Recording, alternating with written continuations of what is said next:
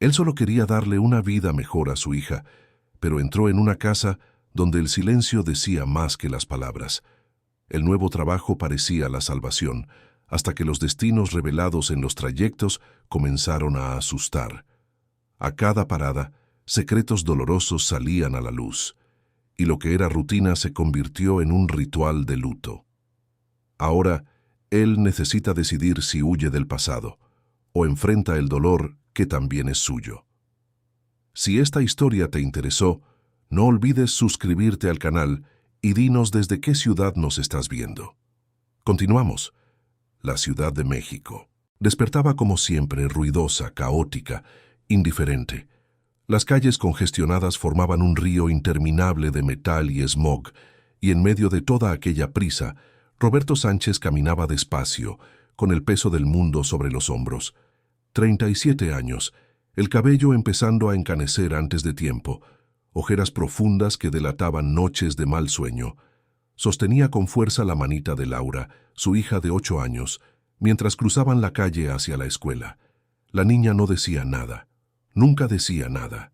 Hacía 2 años que Laura había dejado de hablar, desde aquel día terrible en que sus vidas cambiaron para siempre. Roberto la miraba y sentía que el corazón se le encogía. La madre de la niña se había ido de forma tan repentina, tan cruel, llevada por una enfermedad que ni los mejores doctores pudieron detener. Y Laura, sensible como siempre había sido, simplemente se cerró. Guardó su voz dentro de sí como quien guarda un secreto que duele demasiado para ser contado. Roberto dejó a su hija en la puerta de la escuela, saludó con la mano a la maestra que siempre lo recibía con una sonrisa compasiva, y regresó al coche viejo que estaba estacionado cerca, un Corolla blanco rayado con más de 200,000 kilómetros recorridos. Era todo lo que tenía.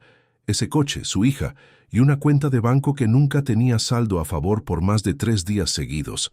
Trabajaba como chofer de Uber desde hacía más de 1 año, desde que perdió su empleo de diseñador gráfico en una pequeña agencia del Poniente.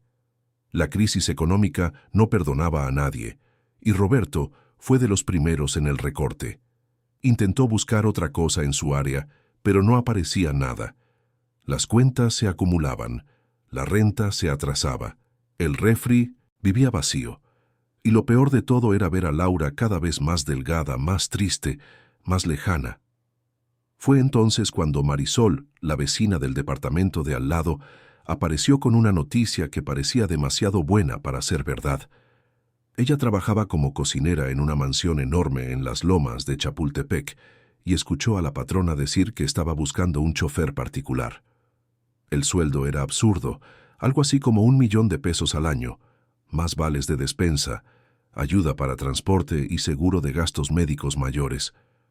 Roberto casi se ríe cuando lo escuchó. Nadie pagaba tanto por ser chofer, pero Marisol insistió. Dijo que la señora era exigente, rígida y que ningún chofer duraba más de 2 semanas. Algunos aguantaban apenas 3 días. El último se había ido a mitad del turno, diciendo que ya no soportaba ese silencio, esa frialdad. Roberto pensó rápido. Si lograba quedarse al menos 6 meses, podría liquidar todas sus deudas, comprar un coche mejor, garantizar un futuro más estable para Laura. Valía la pena intentarlo. La entrevista fue programada para el martes siguiente. Roberto se puso la única camisa de vestir que aún tenía, usó una plancha que le prestó la vecina y se presentó puntualmente a las 8 de la mañana en la caseta de vigilancia de la mansión. El lugar era impresionante. Muros altos, jardines impecables, una construcción moderna de vidrio y concreto que parecía más una galería de arte que una casa. Lo recibió una ama de llaves de mediana edad, seria, que lo llevó hasta una sala de estar enorme, toda blanca, con muebles minimalistas y silenciosa como una tumba. Esperó casi media hora hasta que ella apareció. Elena Garza, la dama de hielo como la había llamado Marisol, y el apodo tenía sentido. Tenía alrededor de 45 años, cabello negro y lacio recogido en un chongo perfecto, ropa elegante en tonos de gris y negro, y una mirada vacía que atravesaba a las personas sin verlas realmente. No había calidez en ese rostro. No había vida. La entrevista fue breve, técnica, fría. Le preguntó sobre su experiencia, antecedentes penales, disponibilidad de horarios. Roberto respondió todo con sinceridad. Dijo que era viudo, que tenía una hija pequeña, que necesitaba mucho ese trabajo. Elena no demostró ninguna emoción, solo asintió con la cabeza, tomó una carpeta de la mesa y se la entregó. «Empiezas mañana a las 7 de la mañana», dijo con una voz tan lisa como el mármol de las paredes. «La jornada es de lunes a sábado. Haremos 5 trayectos por día, siempre los mismos. No hagas preguntas, no intentes conversar conmigo. Solo conduce. Si logras quedarte un mes, recibirás un bono. Si no, serás despedido sin previo aviso». Roberto salió de allí sin saber si debía celebrar o preocuparse. El sueldo era real, el contrato estaba ahí, firmado y notariado. Pero había algo profundamente perturbador en esa mujer, en esa casa, en ese trabajo. Regresó al pequeño departamento donde vivía con Laura. Preparó una cena sencilla de espagueti con salsa de tomate y pasó toda la noche pensando en lo que le esperaba. Al día siguiente, comenzó. A las 7 en punto, Roberto estacionó el impecable Mercedes negro que estaba en el garaje de la mansión y esperó. Elena bajó exactamente a las 7:05. Se subió al asiento trasero sin decir buenos días y le entregó un papel con 5 direcciones. Nada más. Él miró la lista, programó el Waze y empezó a conducir. El primer destino era una escuela pública en la zona oriente, un edificio antiguo, abandonado con ventanas rotas y muros grafiteados.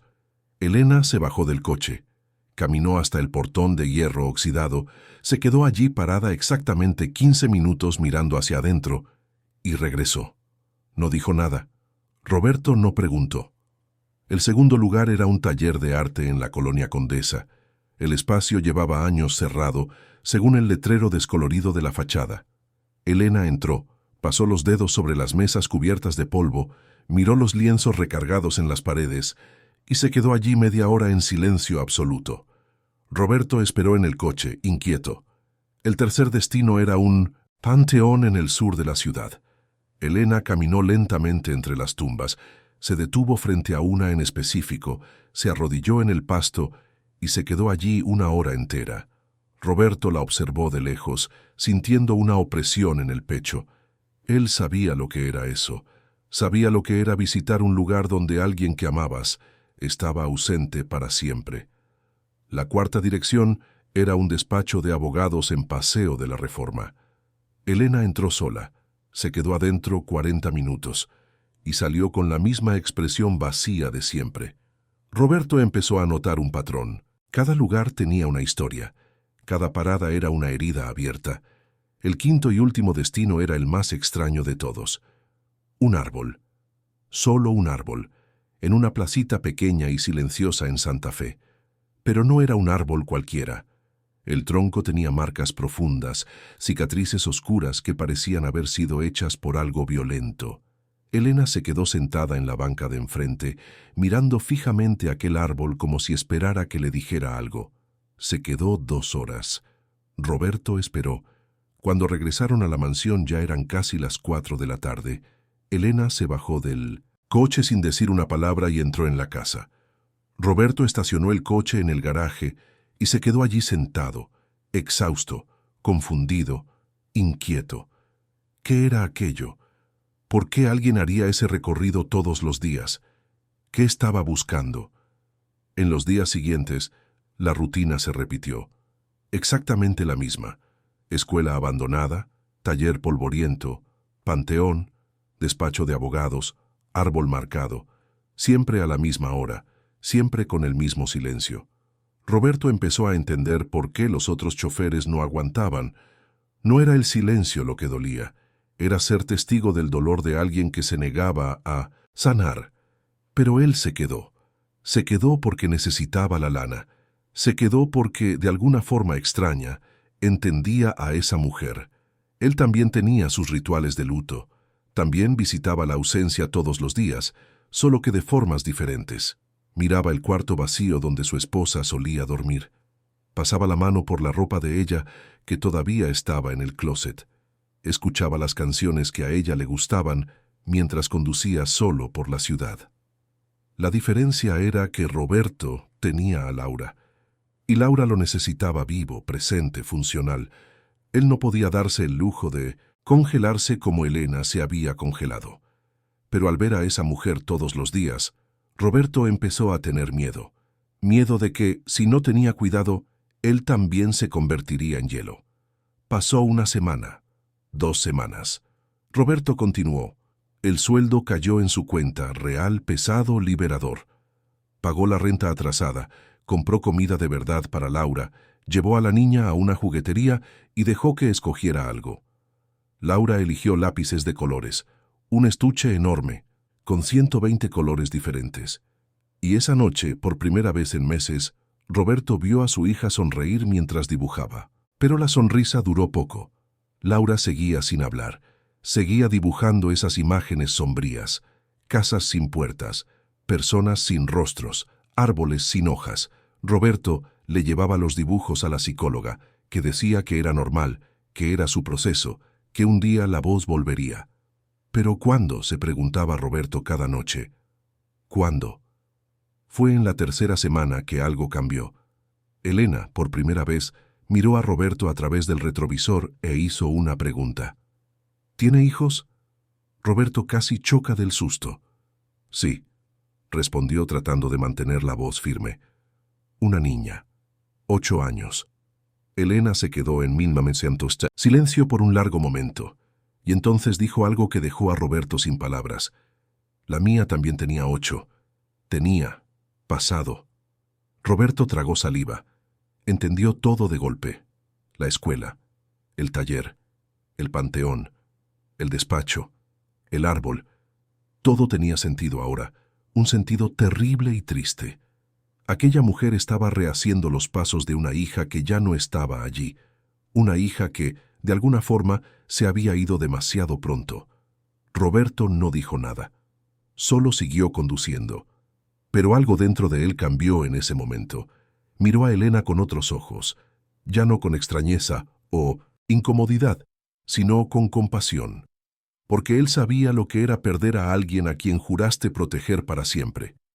Él sabía lo que era despertar cada día y darte cuenta de que la persona más importante de tu vida ya no estaba allí. Y fue en ese momento que Roberto tomó una decisión. Se iba a quedar, no solo por el dinero, sino porque, de alguna manera extraña y dolorosa, sentía que ese era el lugar donde necesitaba estar, porque tal vez, solo tal vez, al ser testigo del luto de Elena, él lograría aprender a lidiar mejor con el suyo. ¿Te está gustando esta historia? Cuéntame qué opinas y cómo crees que terminará. Las semanas siguientes trajeron un cambio sutil, pero perceptible. Elena continuaba con la misma rutina rígida, los mismos 5 lugares, el mismo silencio. Pero de vez en cuando, a través del retrovisor, Roberto captaba su mirada posada sobre él por unos segundos más. No era invasivo. Era casi como si estuviera tratando de entender quién era ese hombre que, a diferencia de todos los demás, se había quedado. Roberto, por su parte, comenzó a observar más. No de forma indiscreta, sino con la atención de quien reconoce en el dolor ajeno un espejo del propio. En la escuela abandonada, se dio cuenta de que Elena siempre tocaba el marco de la puerta principal antes de irse, como si se estuviera despidiendo de alguien. En el taller, a veces tomaba un pincel olvidado sobre la mesa y lo sostenía entre los dedos, como quien sostiene una reliquia sagrada. En el panteón, siempre dejaba flores frescas, siempre las mismas, girasoles amarillos que contrastaban con la tristeza del lugar. En el despacho de abogados, Roberto nunca supo qué hacía ella allí adentro, pero notaba que siempre salía más abatida, como si cada visita renovara una herida que nunca cerraba. Y en el árbol marcado, ese lugar extraño y silencioso, Elena se quedaba inmóvil, a veces por horas, solo mirando. Roberto empezó a entender que aquello no era solo un itinerario de visitas. Era un ritual de penitencia, una forma de castigarse por algo que ella creía que debería haber evitado.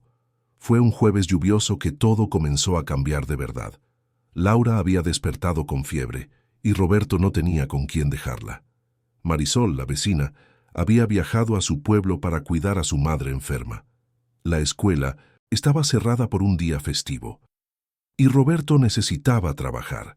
Necesitaba esa chamba más que nada en la vida.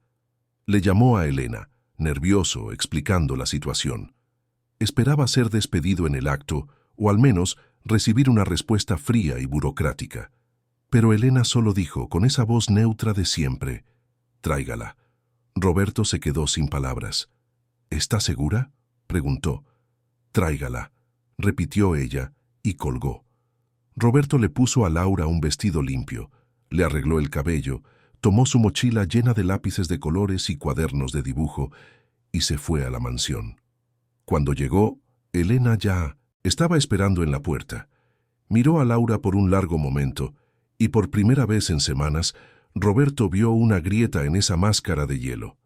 Los ojos de Elena se llenaron de algo que no pudo definir. Dolor, tal vez, o nostalgia, o las dos cosas mezcladas. Laura le devolvió la mirada a Elena sin miedo, de esa manera silenciosa y profunda que tienen los niños. No dijo nada, obviamente. Solo tomó la mano de su padre y se subió al coche cuando se lo indicaron. Elena se subió al asiento trasero como siempre y el trayecto comenzó. Pero esta vez fue diferente. Laura, que siempre se quedaba quieta e introspectiva, abrió la mochila y comenzó a dibujar. Roberto miraba por el retrovisor, alternando la atención entre el tráfico y su hija. Y fue entonces cuando se dio cuenta de algo extraordinario. Elena también estaba mirando. No de forma casual, sino fijamente, como si estuviera hipnotizada por los movimientos de la manita de Laura sobre el papel. Cuando llegaron a la escuela abandonada, Laura se bajó del coche junto con su padre y se quedó parada a su lado mientras Elena hacía su ritual. Pero esta vez, en lugar de solo mirar el edificio vacío, Elena miró a Laura. Y Laura, sin decir nada, comenzó a dibujar. Dibujó la escuela, pero no como estaba ahora, destruida y triste. La dibujó como podría ser, con ventanas de colores, niños jugando en el patio, flores en los jardines. Elena tomó el dibujo de las manos de Laura y se quedó mirándolo por tanto tiempo que Roberto pensó que se había congelado de nuevo. Pero entonces algo inesperado sucedió. Una lágrima rodó por la mejilla de Elena. Solo una, pequeña, casi imperceptible, pero estaba allí. Le devolvió el dibujo a Laura, le tocó suavemente la cabeza y regresó al coche. Nadie dijo nada, pero algo profundo e irreversible había ocurrido en ese momento. En el taller, Laura hizo lo mismo. Dibujó el espacio lleno de colores, de lienzos, de vida. En el panteón, dibujó flores, muchas flores, cubriendo el suelo como un jardín. Elena miraba cada dibujo como si estuviera recibiendo mensajes de un lugar lejano, de un tiempo que ya no existía, y con cada dibujo parecía un poco menos congelada, un poco más humana. Cuando llegaron al árbol marcado, Laura se quedó parada un largo momento, solo observando.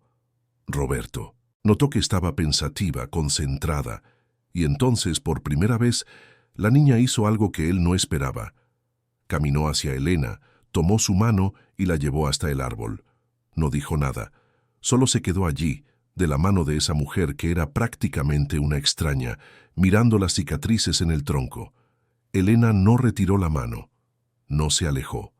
Se quedó allí, sosteniendo la manita tibia de Laura, y por primera vez en 3 años, permitió que alguien entrara en su dolor. Roberto observaba todo desde lejos, con el corazón apretado sabiendo que estaba presenciando algo raro y sagrado. Esa noche, cuando llevó a Laura a casa, la niña dibujó una vez más. Pero esta vez fue diferente. Dibujó a una mujer y una niña de la mano bajo un árbol. Y por primera vez en 2 años, las personas en el dibujo de Laura tenían rostros.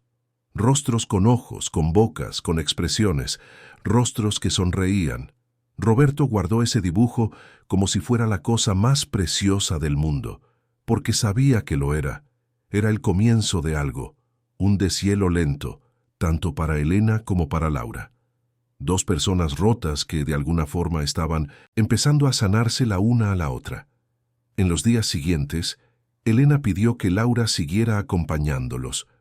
Roberto se sorprendió, pero no cuestionó. Todos los días, la niña se subía al coche con su mochila llena de lápices de colores y dibujaba. Y todos los días Elena miraba. A veces tomaba los dibujos, a veces solo observaba de lejos, pero siempre había esa mirada atenta, ese interés genuino. Fue un martes que Elena finalmente rompió el silencio de forma más profunda. Le preguntó a Roberto sobre la madre de Laura, cómo había sido. Roberto tragó saliva. Nadie preguntaba sobre eso. La gente tenía miedo de tocar el tema, como si la tristeza fuera contagiosa. Pero Elena preguntó. Y Roberto, por primera vez en mucho tiempo, habló. Habló de cómo se conocieron en la universidad, de cómo ella era alegre, vibrante, llena de vida, de cómo la enfermedad llegó de repente, silenciosa y cruel, y se lo llevó todo en menos de un año. Habló de cómo Laura tenía solo 6 años cuando todo sucedió, de cómo la niña vio a su madre consumirse lentamente, día tras día, hasta que un día simplemente ya no estaba, y de cómo, desde entonces, Laura había guardado su voz dentro de sí como quien guarda un tesoro que ya no puede ser compartido. Elena escuchó todo en silencio, y cuando Roberto terminó, ella contó su propia historia, por primera vez, con la voz entrecortada, pero firme. Su hija se llamaba Sofía. Tenía 8 años cuando todo pasó. Era una niña brillante, creativa, llena de sueños. Amaba pintar, amaba dibujar, amaba transformar el mundo a su alrededor con colores y formas. Estudiaba en esa escuela pública, porque Elena creía que la educación de calidad no tenía por qué ser cara. Pintaba en ese taller todos los sábados con un maestro que veía en ella un talento raro. Sofía tenía planes. Quería usar la fortuna de la familia para ayudar a la gente. No para construir mansiones o torres de lujo, sino para crear espacios comunitarios, viviendas populares, escuelas públicas de calidad. Decía que el dinero solo tenía sentido si podía transformar la vida de quienes más lo necesitaban. Y Elena, demasiado ocupada con negocios y reuniones, siempre decía que sí, que un día lo harían, pero no ahora, más tarde, cuando hubiera tiempo. Solo que el tiempo se acabó. Un día de lluvia. 3 años atrás, Sofía regresaba del taller con el chofer que Elena había contratado. El hombre era nuevo, inexperto, conducía demasiado rápido. Perdió el control del coche en una curva. Chocó contra ese árbol. El chofer sobrevivió con heridas leves. Sofía no tuvo la misma suerte. El despacho de abogados era donde Elena iba cada semana a revisar los documentos del proceso legal que mantenía contra la empresa de transporte. No por el dinero, sino porque necesitaba algo a qué culpar, algo que odiar, algo que le diera sentido a esa pérdida absurda. Y los trayectos diarios eran la forma de Elena de castigarse, de recordar, de negarse a seguir adelante, porque seguir adelante parecía una traición. Parecía decir que la vida de Sofía no importaba, que podía ser olvidada, y Elena no podía, no quería olvidar. Roberto escuchó todo con lágrimas en los ojos. Entendió todo. La escuela abandonada era donde Sofía estudiaba y que cerró por falta de presupuesto. El taller que fue desactivado cuando el maestro se mudó de ciudad. El panteón donde descansaba. El despacho donde la culpa se procesaba legalmente. Y el árbol donde todo terminó. «Pero usted no tiene la culpa», dijo Roberto con la voz ronca. «Fue un accidente». Elena negó con la cabeza. «Sí la tengo. Debería haber estado con ella ese día. Debería haber contratado a un chofer con más experiencia. Debería haber escuchado sus sueños mientras todavía estaba aquí. Debería haber hecho tantas cosas que no hice». Roberto no supo qué decir, porque él también cargaba culpas parecidas. Culpa por no haber notado los síntomas de su esposa antes. Culpa por no haber insistido más para que se hiciera estudios. Culpa por no haber sido capaz de salvarla. Culpa por seguir vivo mientras ella no estaba. Pero al mirar a Laura en el asiento trasero, dibujando una vez más, Roberto se dio cuenta de algo. Los niños no cargan culpas, cargan amor. Y tal vez era eso lo que Elena necesitaba ver, que el amor no muere con la ausencia, que se transforma, que continúa. Y tal vez, solo tal vez, era eso lo que Laura estaba tratando de mostrar a través de esos dibujos, que incluso en los lugares más tristes todavía había espacio para el color, para la vida, para la esperanza, y que a veces la sanación no viene de borrar el dolor, sino de transformarlo en algo que honre a quien se fue. Elena miró los dibujos de Laura esparcidos en el asiento a su lado. Cada uno de ellos era un mensaje, un puente entre el pasado y el futuro, entre la pérdida y la posibilidad.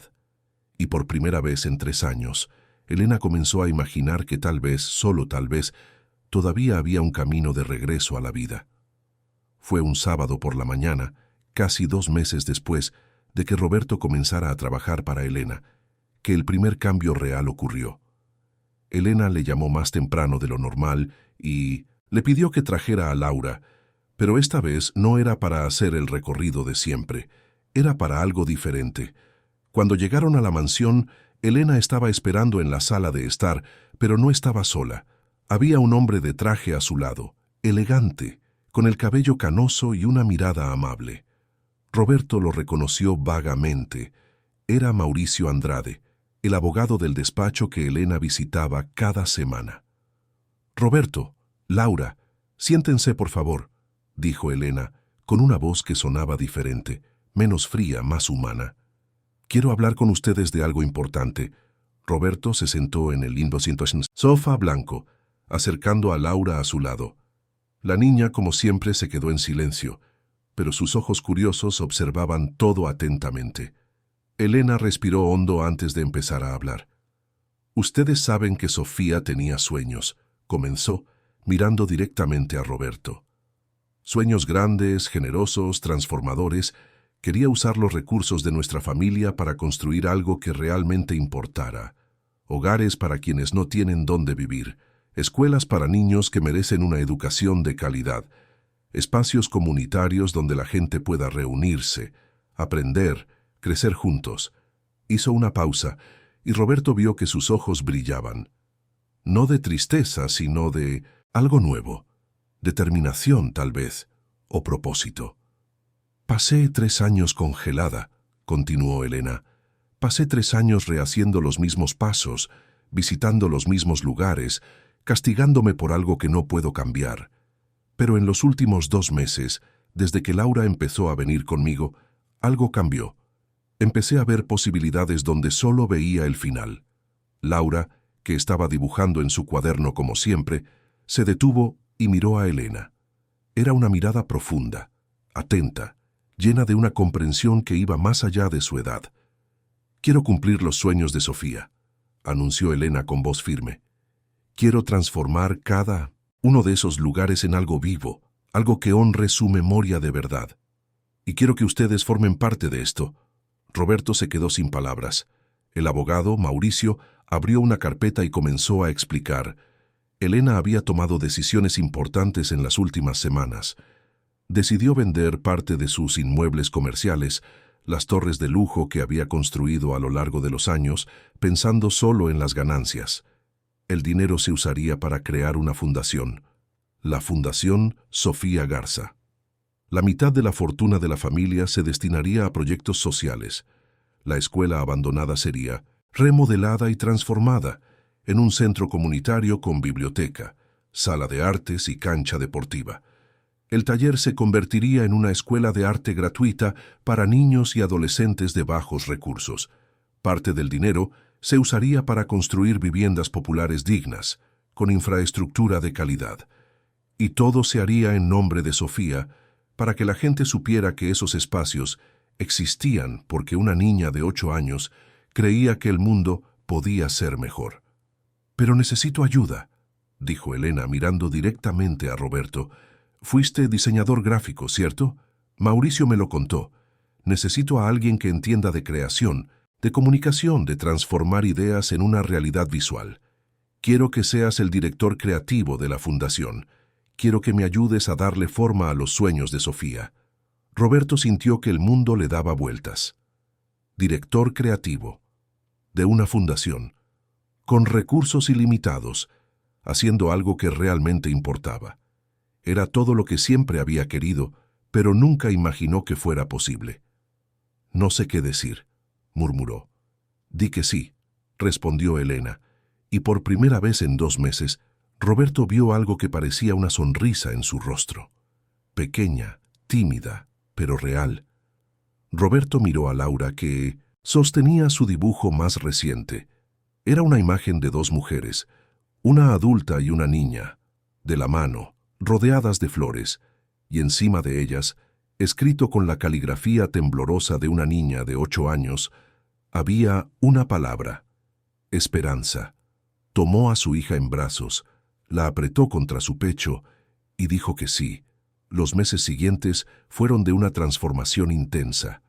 Roberto se sumergió en el trabajo con una pasión que no sentía desde hacía años. Creó la identidad visual de la fundación, desarrolló campañas de comunicación, coordinó equipos de arquitectos y diseñadores para remodelar los espacios. Por primera vez desde que perdió a su esposa, sintió que su vida tenía un propósito de nuevo. Laura también cambió. Empezó a ir a la nueva escuela a la que Elena la había inscrito, una institución privada de calidad con maestros especializados en niños con dificultades de comunicación. La psicóloga era optimista. Decía que Laura estaba progresando, que sus dibujos eran más vivos, más coloridos, más llenos de esperanza. Y Elena era diferente, completamente diferente. La mansión, que antes era fría y silenciosa como un museo, comenzó a cobrar vida. Elena contrató a una decoradora para traer colores, plantas y calidez a ese espacio. Abrió las cortinas que siempre estaban cerradas, dejó que la luz del sol entrara. También empezó a recibir gente. Mauricio, el abogado, venía a cenar con frecuencia. También era viudo, descubrió Roberto, y había sido un amigo cercano de Sofía. Los dos conversaban por horas sobre la niña, sobre los recuerdos que tenían de ella, sobre lo importante que era mantener viva la esencia de lo que representaba. Pero la conexión más profunda era con Laura. Elena comenzó a invitar a la niña a pasar los fines de semana en la mansión.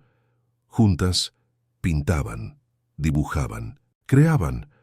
Laura le enseñaba a Elena a ver el mundo con ojos de niña otra vez, y Elena le enseñaba a Laura que era posible sobrevivir a las pérdidas más dolorosas y aún así encontrar razones para seguir adelante. Fue un domingo por la tarde, mientras las dos dibujaban en el jardín recién remodelado de la mansión, que algo extraordinario sucedió. Laura estaba concentrada, pintando un árbol lleno de flores de colores, cuando de repente se detuvo. Miró a Elena por un largo momento, y entonces, por primera vez en 2 años, abrió la boca y habló. «Ella quería ayudar», dijo Laura, con la voz ronca de quien no ha hablado en mucho tiempo. A Elena se le cayó el pincel que sostenía. Roberto, que estaba dentro de la casa revisando algunos proyectos, escuchó y vino corriendo. Las lágrimas rodaban por su rostro. Lágrimas de alegría, de alivio, de gratitud. «¿Quién, mi amor?», preguntó Elena suavemente, arrodillándose frente a Laura. «¿Quién quería ayudar?». «Sofía», respondió Laura mirando directamente a los ojos de Elena. «La vi en mis sueños. Dijo que quería ayudar a la gente y que lo estás haciendo bien, que está feliz». Elena se derrumbó. Lloró como no. Había llorado en 3 años. Lloró todas las lágrimas que había guardado, todo el dolor que había acumulado, toda la culpa que cargaba. Y Laura, esa niña pequeña y sabia, solo tomó su mano y se quedó allí, en silencio de nuevo, pero un silencio diferente, un silencio de consuelo. Roberto las abrazó a las dos, y por primera vez en mucho tiempo, sintió que tal vez todo tenía sentido. Las pérdidas, los dolores, los caminos tortuosos que la vida había tomado. Tal vez todo había sido necesario para llegar hasta allí, para que 3 personas rotas se encontraran y comenzaran a reconstruirse juntas. Esa noche, Elena insistió en que Roberto y Laura cenaran en la mansión. Fue la primera vez que la gran mesa del comedor, que antes era solo decoración, se usó de verdad. Marilda, la ama de llaves que trabajaba en la casa desde hacía años, preparó una comida sencilla pero deliciosa, y por primera vez, esa casa enorme y fría pareció un hogar. Durante la cena, Elena hizo una propuesta que dejó a Roberto sin palabras. «Quiero que vengan a vivir aquí», dijo. «Esta casa es demasiado grande para mí sola, y ustedes ya son mi familia». Roberto no supo qué decir. Era demasiado generoso, demasiado íntimo, pero al mirar a Laura, que tenía una sonrisa genuina en el rostro por primera vez en tanto tiempo, se dio cuenta de que tal vez era exactamente lo que todos necesitaban. «No como empleados», aclaró Elena, como si leyera sus pensamientos. «Como familia. Laura puede tener el cuarto que era de Sofía. Tú puedes tener la suite del segundo piso. Podemos transformar esta casa en lo que siempre debió ser. Un lugar lleno de vida, de risas, de amor». Roberto miró a su hija. Laura asintió con la cabeza, todavía sonriendo. Y él supo que no había otra respuesta posible más que sí. En los días siguientes se mudaron. Fue extraño al principio, adaptarse a ese espacio enorme, a esa nueva realidad. Pero poco a poco, la extrañeza dio paso a la comodidad. Laura decoró el cuarto con sus dibujos. Roberto montó una pequeña oficina donde trabajaba en los proyectos de la fundación. Elena empezó a cocinar de vez en cuando, algo que no hacía en años, y juntos los tres comenzaron a construir algo nuevo. No un reemplazo de lo que se perdió, sino una adición, una nueva configuración de familia. Diferente pero real, imperfecta pero llena de amor. La inauguración del primer proyecto de la fundación estaba programada para dentro de 3 semanas. Sería la remodelación de la escuela pública, ahora transformada en centro comunitario. Elena estaba nerviosa. Sería la primera vez que hablaría públicamente sobre Sofía desde el accidente. La primera vez que transformaría su dolor privado en algo público, en algo que pudiera inspirar a otras personas. Roberto la ayudó a escribir el discurso. Laura hizo el dibujo que se usaría en la lona de inauguración. Y Mauricio se encargó de toda la parte legal y burocrática. Todo estaba listo. Todo estaba bien. Pero el miedo seguía allí, silencioso, susurrando que tal vez era demasiado pronto, que tal vez no estaba lista. Fue Laura quien la tranquilizó. La noche anterior a la inauguración, la niña entró en el cuarto de Elena con un nuevo dibujo. Era una imagen simple. 2 niñas, una rubia, otra morena, de la mano, sonriendo. Y debajo, escrito con la letra cada vez más firme de Laura, había una frase: «Nunca estamos solas cuando tenemos amor en el corazón». Elena guardó ese dibujo como si fuera la cosa más preciosa del mundo, porque lo era. Era la prueba de que la sanación era posible, de que el amor sobrevivía a la pérdida, de que incluso en los días más oscuros todavía había luz si sabías dónde buscar, y que a veces esa luz venía de donde menos esperabas, de las manitas de una niña que también conocía el dolor, pero que elegía todos los días creer en la esperanza. El día de la inauguración amaneció claro y soleado, como si el propio cielo estuviera celebrando ese momento. Roberto se despertó temprano, nervioso y emocionado al mismo tiempo. Se puso el traje nuevo que había comprado especialmente para la ocasión, ayudó a Laura a ponerse el vestido amarillo que ella había elegido y bajaron juntos a desayunar. Elena ya estaba en la cocina, también vestida con elegancia, pero con un nerviosismo visible en las manos temblorosas mientras preparaba el café. Roberto le tocó suavemente el hombro. «Todo va a salir bien», dijo con una sonrisa tranquilizadora. «Ella va a estar orgullosa de ti». Elena asintió, pero sus ojos estaban llenos de lágrimas contenidas. 3 años, 3 años de silencio, de aislamiento, de dolor guardado, y ahora estaba a punto de transformar todo eso en algo público, en algo que tendría un impacto real en la vida de cientos de personas. Era aterrador y liberador al mismo tiempo. El centro comunitario estaba en la zona oriente, donde antes funcionaba la escuela pública abandonada que Elena visitaba religiosamente todos los días. Ahora El edificio estaba completamente transformado. Las paredes estaban pintadas con colores vibrantes, los vidrios rotos habían sido reemplazados, el patio tenía jardines y bancas nuevas. Había una biblioteca con miles de libros donados, salones equipados para talleres de arte, música y teatro, una cancha remodelada y hasta una cocina comunitaria donde se ofrecerían comidas gratuitas para los niños del barrio. Cuando llegaron al lugar, ya había decenas de personas esperando.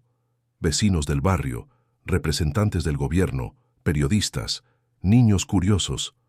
Roberto sintió que el corazón se le aceleraba. Aquello era real, estaba sucediendo de verdad. Mauricio los recibió en la entrada, saludando a Elena con un cálido abrazo. «Todo está listo», dijo. «La gente está ansiosa por conocer la fundación, por conocerte a ti». Elena respiró hondo. Laura tomó su mano y ese simple gesto le dio el valor que necesitaba. Juntas entraron. La ceremonia comenzó con Mauricio haciendo las presentaciones oficiales, explicando la historia de la fundación, los objetivos, los proyectos futuros. Pero todos esperaban el momento en que Elena subiría al escenario improvisado que se había montado en el patio. Cuando llegó su turno, Elena caminó lentamente hacia el micrófono. Miró al público, luego miró a Laura, que estaba sentada en la primera fila junto a Roberto. La niña sonrió y saludó con la mano, y eso fue suficiente. «Mi nombre es Elena Garza», comenzó con la voz entrecortada pero firme, «y estoy aquí hoy para hablar de la persona más importante que ha existido en mi vida. Mi hija Sofía». El silencio era absoluto. Todos los ojos estaban fijos en ella. «Sofía tenía 8 años cuando se fue», continuó Elena, y por primera vez logró decir esas palabras en público sin derrumbarse por completo. Era creativa, inteligente, generosa, amaba pintar, amaba aprender, amaba soñar. Y su mayor sueño era usar los recursos de nuestra familia para ayudar a la gente. Decía que el dinero solo tenía sentido si podía transformar vidas. Elena hizo una pausa, secándose las lágrimas que ahora corrían libremente. «Durante 3 años viví congelada. Viví atrapada en un ciclo de dolor y culpa que parecía no tener fin. Creía que seguir adelante sería traicionar su memoria, que olvidar, aunque fuera por un momento, sería decir que ella no importaba. Pero estaba equivocada». Miró directamente a Laura. «Una niña muy especial me enseñó algo fundamental. Me enseñó que el amor no muere, que se transforma, que honrar a quien se fue no es quedarse estancado en el pasado, sino transformar el dolor en algo que ayude a otras personas, que haga del mundo un lugar mejor». Elena respiró hondo antes de continuar. «Por eso creé la Fundación Sofía Garza, para cumplir los sueños que ella no tuvo tiempo de cumplir sola. Este centro comunitario es solo el comienzo. Vamos a remodelar otros espacios, construir viviendas dignas para familias que lo necesitan, crear oportunidades para niños que merecen un futuro mejor. Vamos a hacer todo lo que Sofía soñaba hacer». Hizo una pausa, mirando el edificio remodelado detrás de ella. «Sofía estudió en esta escuela, se sentó en estas bancas, jugó en este patio, y ahora este lugar vuelve a tener vida. Vuelve a ser lo que ella siempre quiso que fuera, un espacio de aprendizaje, de crecimiento, de comunidad». El público estaba visiblemente emocionado. Varias personas lloraban abiertamente. Y entonces algo inesperado sucedió. Laura se levantó de su silla y caminó hacia el escenario. Roberto intentó detenerla, pero Mauricio le tocó el brazo, indicándole que la dejara ir.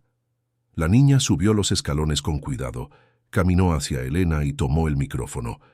El silencio ahora era de expectación. Todos sabían que Laura tenía dificultades para hablar. Roberto se lo había mencionado a Mauricio, quien lo había compartido con algunas personas, pero nadie esperaba lo que sucedió a continuación. «Ella quería ayudar», dijo Laura con la voz clara y firme, sin dudar. «Sofía me dijo en mis sueños que quería ayudar a todos, y la tía Elena lo está haciendo. Está haciendo lo que Sofía quería». Elena cayó de rodillas junto a Laura, abrazando a la niña con fuerza, y el público estalló en aplausos. No eran aplausos educados o de protocolo, eran aplausos genuinos, emocionados, de personas que reconocían el valor de esas dos al transformar sus dolores en algo más grande. La ceremonia continuó con la inauguración oficial, el corte del listón, la visita a los espacios interiores. Los niños del barrio entraron corriendo, curiosos, emocionados con la nueva biblioteca, con los salones de colores, con los materiales de arte disponibles. Los padres agradecían con lágrimas en los ojos. Maestros voluntarios se presentaban para ayudar. Era vida pulsando donde antes solo había abandono. Esa tarde, después de que la mayoría de la gente se había ido, Elena, Roberto y Laura se quedaron en el jardín del centro comunitario. Se sentaron en una banca nueva bajo un árbol que había sido plantado especialmente para la inauguración. Una lluvia de oro, que en unos meses estaría florecida. Sofía habría plantado este árbol, dijo Elena suavemente mirando las ramas aún delgadas. Amaba los árboles. Decía que eran un símbolo de esperanza porque crecían despacio, pero siempre hacia arriba. Laura sacó su cuaderno de dibujo y comenzó a dibujar el árbol, pero esta vez lo dibujó ya florecido, lleno de colores, lleno de vida, y junto al árbol dibujó a 3 personas, una mujer, un hombre y una niña. Juntos. Roberto miró el dibujo y sintió que el pecho se le oprimía de emoción. Esas 3 personas en el papel eran ellos. Eran la familia extraña e improbable en la que se habían convertido, no porque reemplazaran a quienes habían perdido, sino porque habían elegido continuar juntos, transformando el dolor en amor. En los meses siguientes, la vida adquirió una nueva rutina. Roberto trabajaba todos los días en los proyectos de la fundación, desarrollando campañas para recaudar fondos, creando materiales de comunicación, coordinando equipos. Laura volvió a estudiar con entusiasmo. Hizo nuevos amigos, volvió a hablar cada vez más, aunque a veces prefería el silencio. Y Elena se convirtió en una mujer diferente, aún seria, aún elegante, pero con una calidez humana que antes no existía. El segundo proyecto de la fundación fue la transformación del antiguo taller de arte en una escuela gratuita de pintura y escultura. Tercero fue la construcción de un conjunto habitacional de interés social con infraestructura de calidad. Y poco a poco, el nombre de Sofía Garza pasó a ser conocido no como la niña que se fue demasiado pronto, sino como la inspiración detrás de una transformación social real. Elena dejó de visitar los 5 lugares todos los días, no porque hubiera olvidado, sino porque aprendió que honrar la memoria de Sofía no era quedarse atrapada en el pasado, sino construir el futuro que ella habría querido. Roberto descubrió que era posible amar de nuevo, no de la misma manera, no con la misma intensidad con la que amó a su esposa, pero de una forma nueva, suave, que crecía lentamente como las raíces de un árbol. Él y la maestra de Laura, Clara, comenzaron a verse para tomar un café. Nada serio todavía, nada apresurado, solo la posibilidad de que tal vez, un día, el corazón pudiera abrirse de nuevo. Y Laura floreció, volvió a hablar con naturalidad, volvió a sonreír, volvió a ser una niña, pero nunca perdió esa sabiduría antigua que el dolor prematuro le había traído. Entendía cosas que otros niños no entendían. Entendía que la vida era frágil, que el amor era precioso, que cada momento importaba. Un año después de la inauguración del primer centro comunitario, la Fundación Sofía Garza ya había transformado la vida de más de 1000 familias. Había 5 centros comunitarios en funcionamiento, 3 conjuntos habitacionales construidos y decenas de proyectos sociales en marcha. En la fiesta de aniversario de un año de la fundación, Elena hizo un anuncio importante. Estaba donando la mansión de las Lomas para que se convirtiera en la sede oficial de la fundación. Ella, Roberto y Laura se mudarían a una casa más pequeña, más acogedora, más adecuada para la familia en la que se habían convertido. La vida no borra el dolor, dijo Elena en su discurso esa noche. No hace desaparecer la nostalgia, no reemplaza a quienes perdimos, pero la vida ofrece la oportunidad de transformar ese dolor en algo que importa, de hacer que quienes se fueron sigan vivos a través de las acciones que inspiraron. Miró a Laura, que estaba a su lado sosteniendo un ramo de girasoles amarillos. Y a veces, continuó, la vida nos ofrece la mano correcta en el momento correcto, una mano pequeña, de una niña que también conoce el dolor, que también sabe lo que es perder, pero que elige todos los días creer que todavía vale la pena florecer. El público aplaudió, pero el momento más importante no estaba sucediendo en el escenario, estaba sucediendo en el jardín lateral, donde Roberto y Laura plantaban juntos un nuevo árbol. Una lluvia de oro, que en unos meses estaría florecida, que en unos años sería fuerte, que en unas décadas sería imponente, dando sombra y flores a las generaciones futuras. Elena se unió a ellos. Los tres se quedaron allí, en silencio, mirando el pequeño árbol que aún tenía todo por delante. Y Roberto pensó que tal vez la vida era exactamente eso, una siembra constante de esperanza, una elección diaria de creer que, incluso después de las tormentas más violentas, todavía es posible florecer. Laura tomó la mano de Elena con una mano y la mano de su padre con la otra, y allí, en ese jardín silencioso, bajo el cielo estrellado de la Ciudad de México, tres personas que la vida había roto eligieron continuar, juntas, transformadas, vivas, porque a veces es en el momento de mayor desesperación que la vida nos ofrece la mano correcta.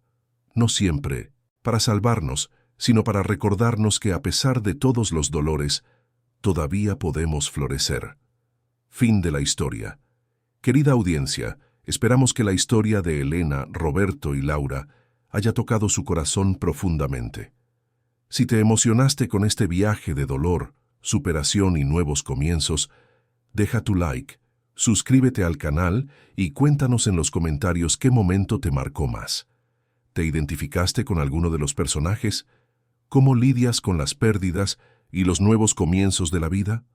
Todos los días traemos historias intensas como esta, que revelan el lado más profundo del alma humana, que nos hacen reflexionar sobre nuestros propios caminos y nos recuerdan que nunca estamos solos en nuestras luchas. Te esperamos en el próximo episodio con una nueva historia que tocará tu alma.